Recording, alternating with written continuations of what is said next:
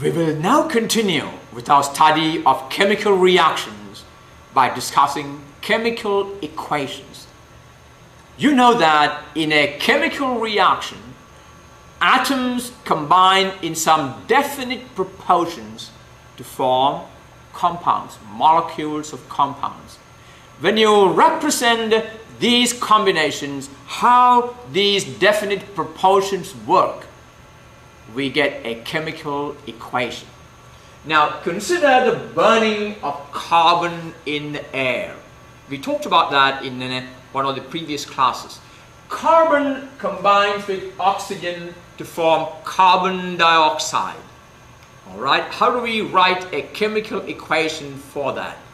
One atom of carbon combines with two atoms of oxygen. You see, oxygen is diatomic. One atom of carbon combines with two atoms of oxygen, producing one molecule of carbon dioxide. That is the chemical reaction. Now, carbon and oxygen are the reactants. We talked about that earlier. And carbon dioxide is the product. Is that right? Yes. Now, the chemical equation for this reaction can be written like this. C plus O2. Remember, oxygen always come in pairs. That means if in any chemical reaction, oxygen is going to be used, that's going to come in pairs. So you got to use them like that. Carbon plus oxygen equal to carbon dioxide. One atom of carbon combines with a molecule consisting of two atoms of oxygen, gives you one molecule of carbon dioxide. Now what does that molecule contain? It contains one carbon atom and two oxygen atoms. Now this is a perfect equation because all the atoms in the reactants are being accounted for in the product. We had one carbon atom and two oxygen atoms in the reactants. We have one carbon atom and two oxygen atoms in the product. And that is a balanced equation. Now, this is the way it works. One carbon atom plus two oxygen atoms produce a molecule of carbon dioxide. This is how it works in principle. Alright? Now, a chemical equation needs to be balanced. What does that mean? A chemical equation needs to be balanced.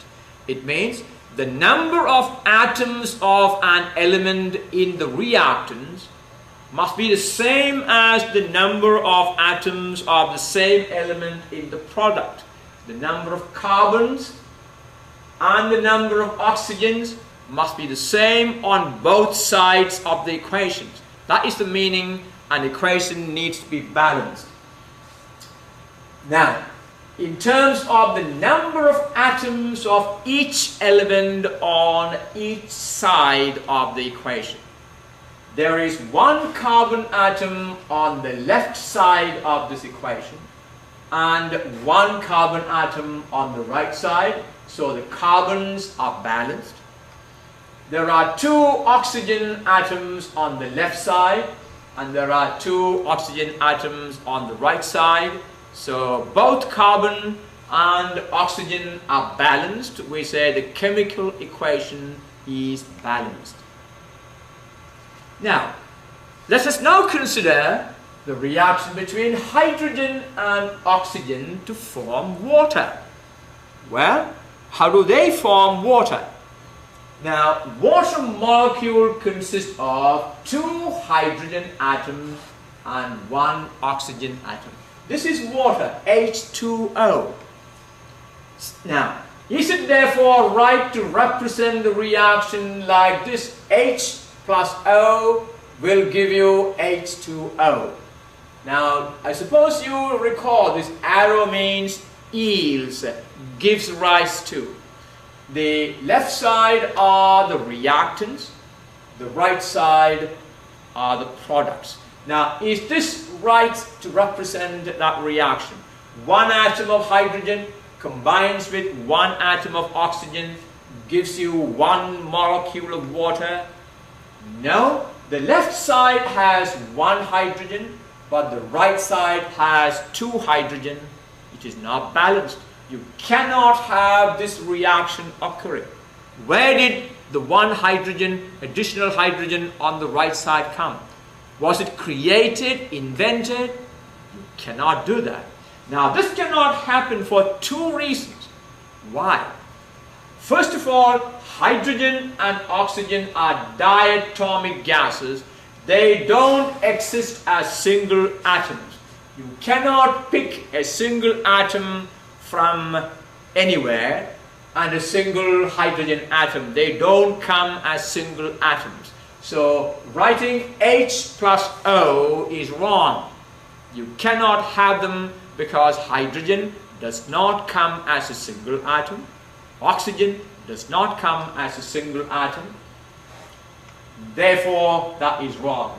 The second reason is the number of hydrogen atoms is not balanced.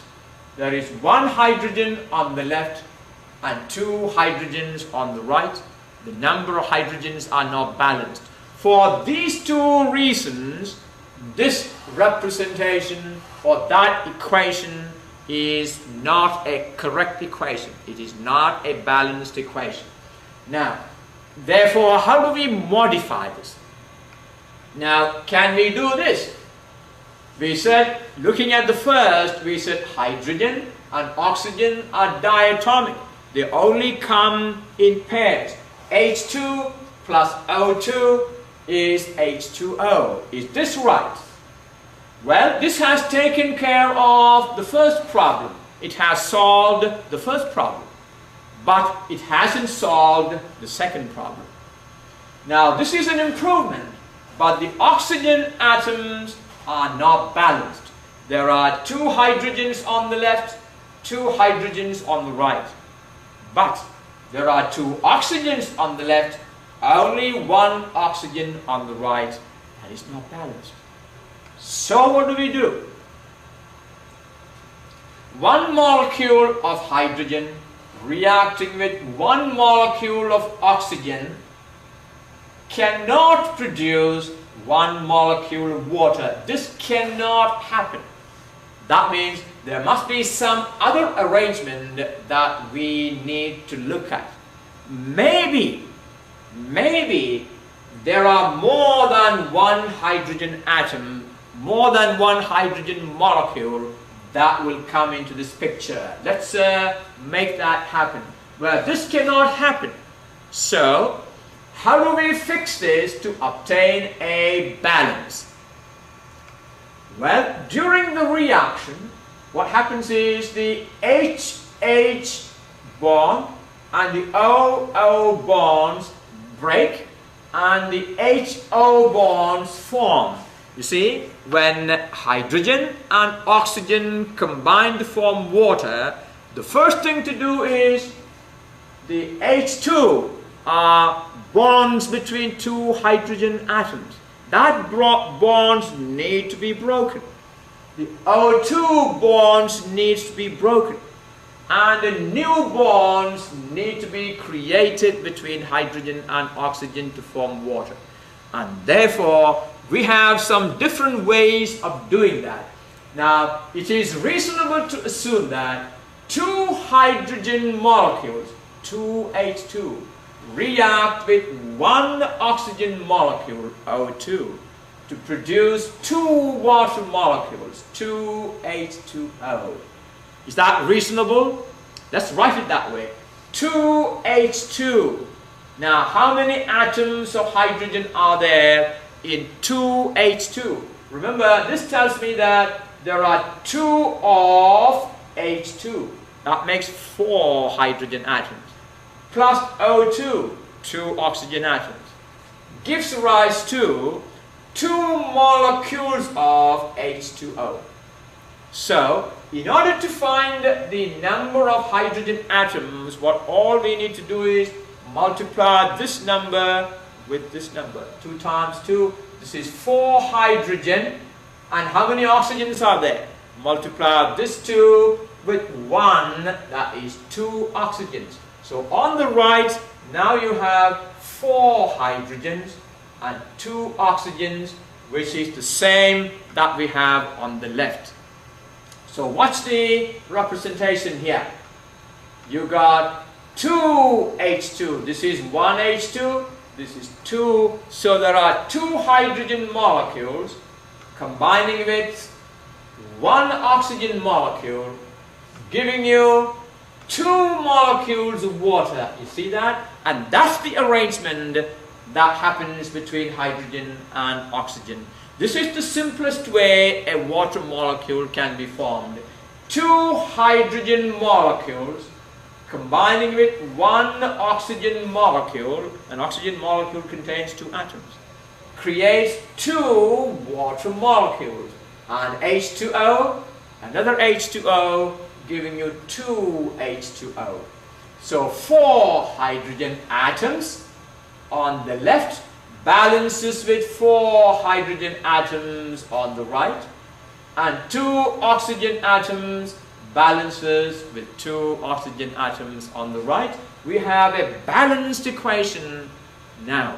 So since 2 water molecules contain 2 oxygen atoms, they are also balanced. So what is the balanced equation for water?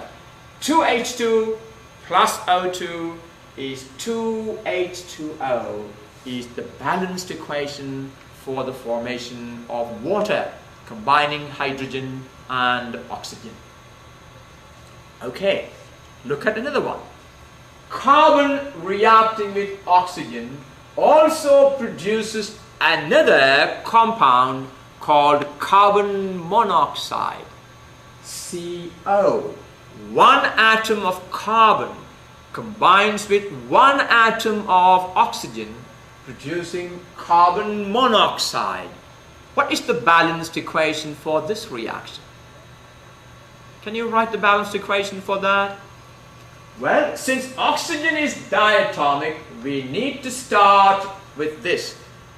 1 atom of carbon combines with 1 molecule of oxygen. You see, oxygen always comes in pairs, so you will need to use them in pairs. So C plus O2 gives you carbon monoxide. Now, is it right? It is not right. This is not balanced, because there are 2 oxygen atoms on the left and there is only 1 on the right. So, can you tell me how are we going to balance it? It's actually very simple to balance. What we do is, because there are 2 oxygens on the left, make the right side 2 by doing what? By putting a 2 to the left of CO. Say the right side is now going to be 2 molecules of carbon monoxide. And now you have 2 oxygen there, but that makes the carbon 2 go and put a 2 to the left there. That will balance it.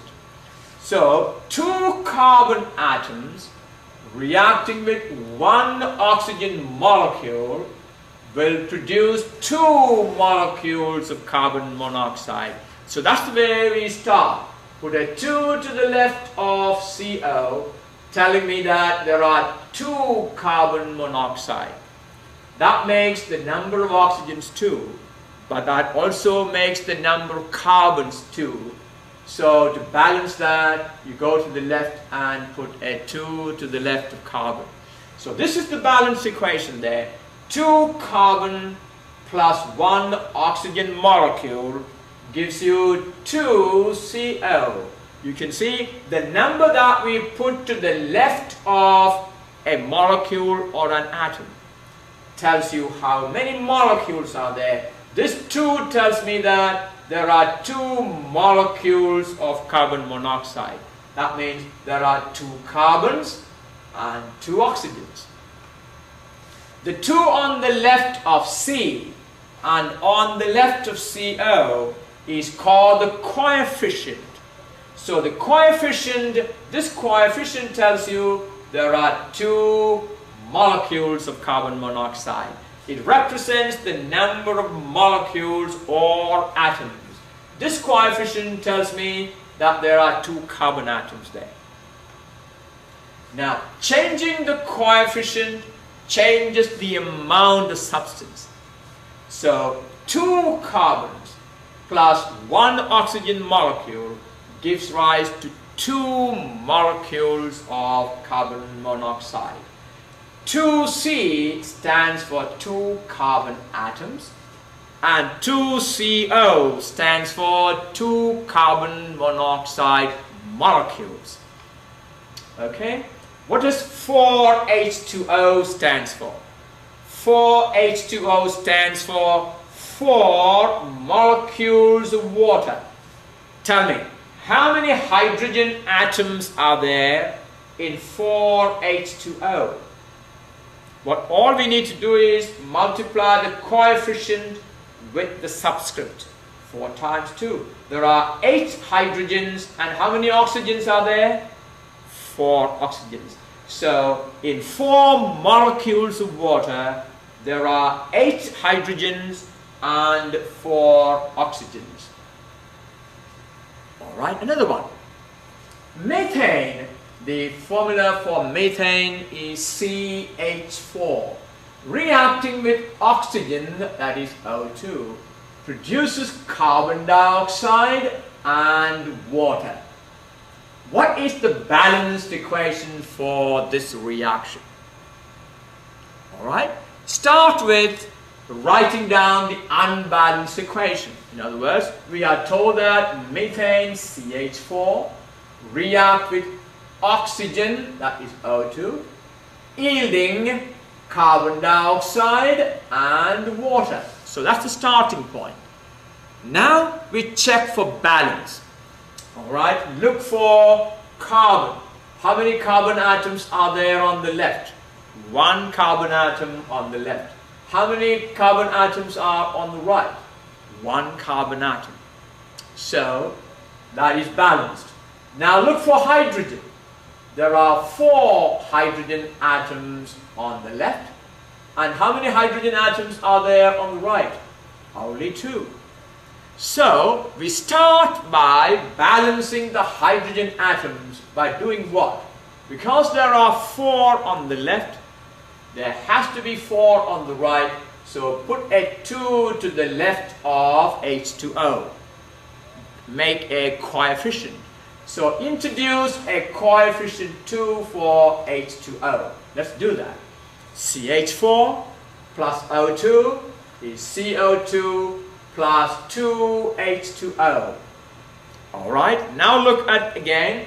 Carbon is balanced. Hydrogen, there are 4 on the left and 4 on the right. Hydrogen are balanced. But now look at oxygen. There are 2 oxygen atoms on the left. And how many oxygen atoms are on the right? There are 2 oxygen atoms here. And there are 2 oxygen atoms in 2H2O. Altogether, there are 4 oxygen atoms. That means you need to go and balance that. How do you balance that on the left? Simply put a 2 to the left of O2. So now there are 4 hydrogen atoms on each side, but there are 4 oxygen on the right and only 2 on the left. So now we balance that by introducing a coefficient 2 to the left of O2. Now look, that has now become balanced. CH4 plus 2O2 gives rise to CO2 plus 2H2O. Now, carbon balanced, hydrogen balanced, oxygen balanced, all elements are balanced, the equation is balanced. Alright. We will now look at different types of chemical reactions. What are the different types of chemical reactions? The first type of chemical reaction is called oxidation reduction reactions. Oxidation reduction reactions. What is that? In an oxidation reduction reaction, electrons from one element is transferred to another element in forming a compound. We have seen that. When sodium combines with chlorine, electron from sodium is transferred to chlorine. That is an oxidation reduction reaction. While one element loses electrons, other elements will gain them.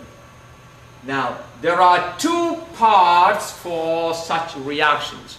What are the two parts? The two parts are oxidation. What does oxidation mean? Oxidation is the part in which one atom loses electrons. So if I ask you, what is the process of oxidation? It is the process by which an element loses electrons. So oxidation is the part in which one atom loses electrons.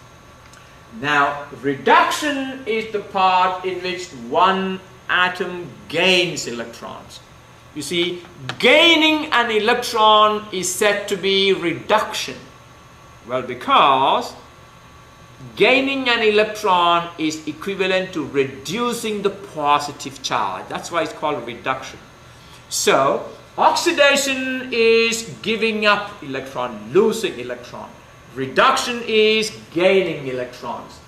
Any reaction in which oxidation occurs, reduction also must happen, because if one atom gives up electron, then another atom must receive it. When an oxidation occurs, reduction also must occur. So any reaction in which oxidation occurs, reduction also happens. One cannot take place without the other. Substances that take electrons from other substances are called oxidizing agents. You see, and a substance that takes electrons from other substances. Chlorine will take electrons from metals. Therefore, chlorine is an oxidizing agent. Oxygen needs 2 electrons to complete its outer shell. It will take electrons from other elements, and therefore oxygen is an oxidizing agent. Now, oxygen is the most common oxidizing agent. Substances that supply electrons are called reducing agents. In other words, an agent is a medium, is that right? A reducing agent is something that causes reduction, causes another element to receive electron. You see, an oxidizing agent is something that causes oxidation. You see, only if oxygen receives electron, then other elements can give. Oxygen causes other electrons to give electrons. It is the oxidizing agent. Now, sodium causes other elements to take away electrons. It is a reducing agent. Hydrogen and carbon are commonly used reducing agents. Iron ore. You see, when you mine for iron, you don't get iron in its proper form. We get iron in combination with oxygen. It is the Fe2O3. Now, if this is heated with carbon, it reduces the iron ore to iron. In fact, if you go to a foundry where iron is produced from iron ore, what is done is iron ore, which is this substance, is heated with carbon. Now, carbon is a reducing agent, and so it will cause the release of carbon dioxide by forming iron. So this is the reaction. 2 Fe2O3 plus 3 carbon. Iron ore heated with carbon will release iron and carbon dioxide. Here carbon is the reducing agent. What is a reducing agent? Substances that supply electrons are reducing agents. Here carbon is the reducing agent. The second type of reactions are called combination reactions. What are combination reactions? In a combination reaction, 2 or more substances combine to form a single compound. For example, hydrogen and oxygen. 2 substances combine to form a single compound, water. It is a combination reaction. When metals are burned in air, they combine with oxygen to form the oxide of that metal. Magnesium burns in air, producing magnesium oxide. So magnesium combines with oxygen to produce a single compound, magnesium oxide. Watch this. 2Mg plus O2 gives rise to 2MgO. See how the equation is balanced. Whenever I write an equation, look for the balance and see how that equation is balanced. Here, 2 substances combine to give rise to a single compound. This is a combination reaction. Rusting of a metal is a combination reaction. Why?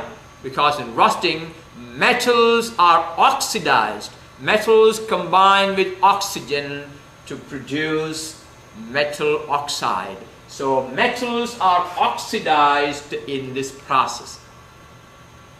The third type of chemical reactions are called decomposition reactions. What are decomposition reactions? Now, this is the opposite of combination. In a decomposition, a single substance is broken into its constituent materials. For example, if water, which is made up of hydrogen and oxygen, can be decomposed into hydrogen and oxygen. Now, in a decomposition reaction, any one of the following can happen. 1. A compound is broken down into elements. Water is broken down into hydrogen and oxygen is an example. A second way, a compound is broken down into simpler compounds. That is also decomposition. One compound is broken down into simpler compounds. And the third way is a compound is broken down into elements and simpler compounds. So look at the different ways decomposition can happen. The first method of decomposition, a compound breaks down into elements. A good example is water breaks down into hydrogen and oxygen. A compound is broken down into simpler compounds. And finally, a compound breaks down into simpler elements and simpler compounds.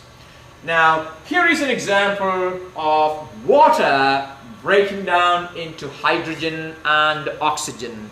If electricity is passed through water, it can be broken down into hydrogen and oxygen. The equipment used for that, I have the equipment here. I can actually use this to produce hydrogen and oxygen. What all I need to do is pour water into this and connect this to a power supply and put a little acid in it to make the water electrically conducting and leave it overnight I will collect hydrogen in one tube and oxygen in the other tube. Water is broken down into hydrogen and oxygen. Alright, and that is possible. That is a decomposition reaction.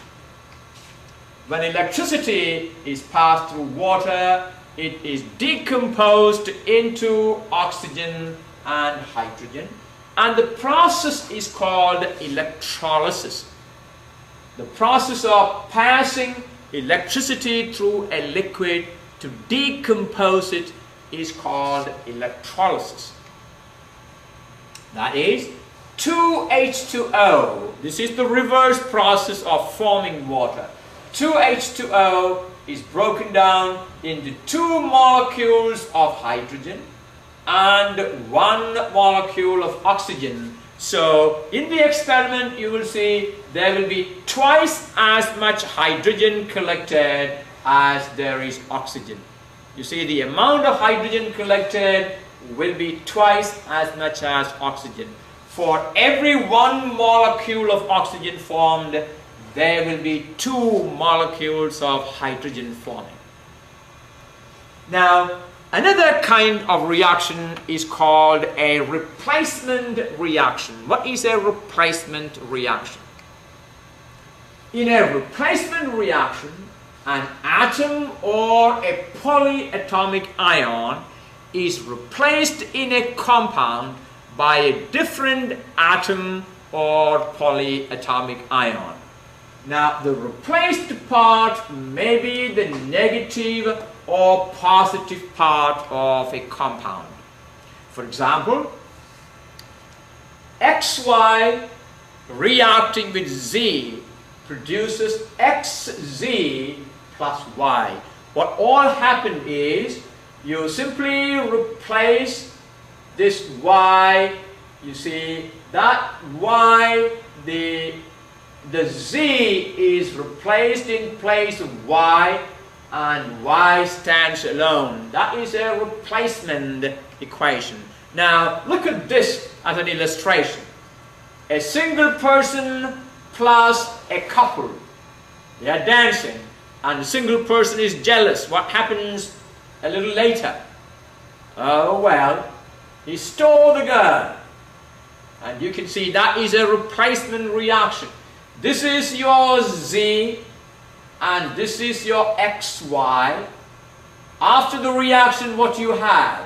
You have XZ. You have XZ plus Y. The poor guy is left alone. A replacement reaction. Alright? Okay. Replacement or displacement reactions occur because some elements have strong electron holding ability than other elements. Just like some men can attract women more than others. You see, replacement. Okay. Most active elements are the ones that have the least ability to hold on to their electrons. You see, if an element has the least ability to hold on to the electron, it is the most active. Means it will give off electrons very easily. Now on the right is a list of elements with most chemically active on the top. If you look at this, these are the most chemically active: lithium, potassium, calcium, sodium, magnesium, aluminum, zinc, chromium, iron, nickel, tin, lead, hydrogen, copper. Now these top elements have the least ability to hold on to their electrons because they all have very few electrons in the outer shell. They are very happy to get rid of them. So they are chemically very active. More active elements on the top give up electrons to elements in the lower list that have greater electron holding ability.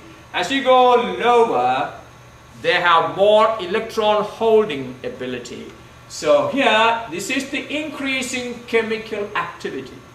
That means as you go higher and higher, the electron holding ability becomes less. That means the chemical activity increase. Lithium is a very highly chemically active. If you put a small bit of lithium in water, there will be a great explosion. Chemically very active. Whereas copper is chemically very inactive. So as you go down, increasing electron holding ability. The electron holding ability increases as you go down. That means electron holding ability decreases as you go up. That means the increasing chemical activity. In a single replacement reaction, a single uncombined element replaces another in a compound. Zinc is more active than hydrogen. Is that right? Zinc is over here, hydrogen will be over there. Hydrogen is way down. Zinc is more active. Zinc is here and hydrogen is there. Zinc is more active than hydrogen, and therefore in a reaction Zn plus 2HCl, what happens? You have ZnCl2 plus H2. So the chlorine is replaced. Now zinc displaces hydrogen. Zinc displaces hydrogen in HCl to form ZnCl2. So it is the zinc that steals. This is the stealer now. Zinc will take away the Cl, the replacement reaction. Zinc displaces the H in HCl to form ZnCl2. So this H is pushed away, zinc will take away the Cl. Now aluminum is higher on the table than copper. Where does aluminum come? There is aluminum and there is copper. Which is more active chemically? Aluminum is more active than copper. When aluminum is placed in a solution of copper 2 chloride, that is aluminum is oxidized, losing electrons to copper. The loss of electrons from one metallic aluminum forms aluminum ions in solution, and the copper comes out as a solid metal. Again, an example of replacement, that is 2Al plus 3CuCl2. Aluminum with copper chloride is aluminum chloride plus copper. Now, another replacement reaction is Zn plus H2SO4. Look at this. Zn plus H2SO4. Which is more active? Zinc is more active. So zinc is now going to replace hydrogen and take away the SO4. You have ZnSO4 plus H2, a replacement relation there. Okay. In a double replacement reaction, parts of two compounds switch places to form two new compounds. Double reaction is simply switching places. Now, what does that mean? In such a case, two reactants yield two products. Well, it's like exchanging partners in a dance. Alright? So, in such a case, for example, when silver nitrate combines with sodium chloride, two new compounds, which is silver chloride and sodium nitrate. Now, look at the way the reactants are. You got sodium chloride reacting with silver nitrate. What are the products? Silver chloride and sodium nitrate. Is that right? Yes. They simply exchange places. That is called the double replacement reaction. Look at this. Silver nitrate plus sodium chloride. Now, the silver will take over the chlorine, sodium will take over the nitrate. You have silver chloride plus sodium nitrate. Double exchange. Does it make sense here? Double exchange. You can see the two people come together and decide to exchange their caps. Well, a poor example though, but it illustrates this concept that in a reaction like this, one substance exchanges another. Silver say, I will take over chlorine, and sodium says, I will take over nitrogen. You have silver chloride and sodium nitrate. Double replacement. Now, another kind of reaction is called ion exchange reactions. Ion exchange reactions. Now, in ion exchange reactions, ions of one compound interact with ions of another compound, and the product of such reactions may be a solid that comes out of the solution as a precipitate. Now, sodium chloride dissolves in water to become ions of solution. That means NaCl, when you dissolve sodium chloride in water, the ions Na plus and Cl negative split up. Now, if another ionic solution is mixed with this, the formation of a precipitate, a gas or a water, will remove ions from the solution. A precipitate is some kind of a solid. If I have time, I will show you a precipitate. When hydrochloric acid is mixed with sodium hydroxide, a sodium chloride is precipitated with the formation of water. Let me see if I can show you a precipitate. Here I have a solution of potassium iodide. Alright, there it is. And I'm going to add a solution of lead nitrate into it, and watch carefully if you can see how the precipitate is formed. Alright, that is this is lead nitrate. I'm going to now add this. Let me see if without covering the beaker. Now, can you see what happened?